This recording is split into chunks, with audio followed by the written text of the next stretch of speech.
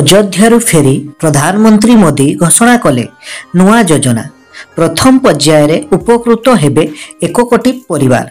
हाँ दर्शक बंधु, आज ही आम देशर यशस्वी प्रधानमंत्री श्रीयुक्त नरेंद्र मोदी जी आम देशवासी एक बड़ घोषणा करिसंती।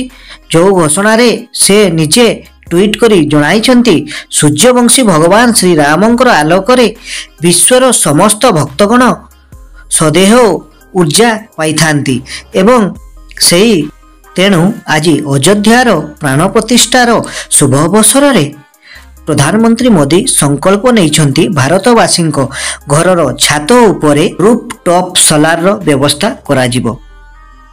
आसंतु योजना विषय जानिबा पूर्वरु मु आपनकर प्रिय शुभजित स्वागत जनाऊँगी मोर ओडिया यूट्यूब चैनल ओडिया ई ज्ञान को। जो माने नुआ आसथिबे से माने आम चैनल को सब्सक्राइब करिवे एवं वीडियोटी भलो लागिले लाइक कमेंट करी जणाइबे एवं शेयर करबा को मध्य जमारो भूलिबेनी। आसंतु जानिबा ए नुआ योजना विषय रे।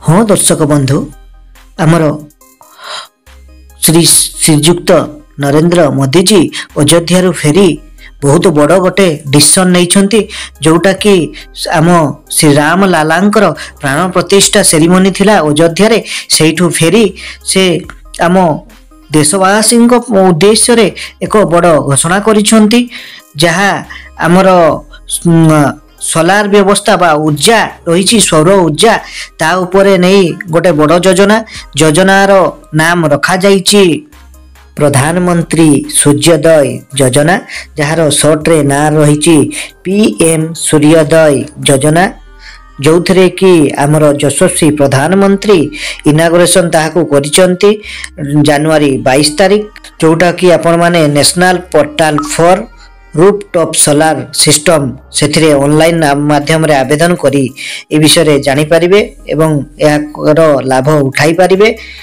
यह आमर मध्यमती एवं गरीब श्रेणी परिवार पाई बहुत लाभवान हबो एवं फलप्रद मध्य हेबो। एथिरे से माने तांकर विद्युत खर्च को बहुत मात्रा रे कमाई परिबे एवं एथिरे लाभ नहीं परिबे। एई भली भलो भलो कंटेंट देखिबा पाई आमर यूट्यूब चैनल को सब्सक्राइब करंतु एवं वीडियोटी भलो लागिथिले लाइक कमेंट शेयर करबा को जमारो भूलिबेनी। Thank you.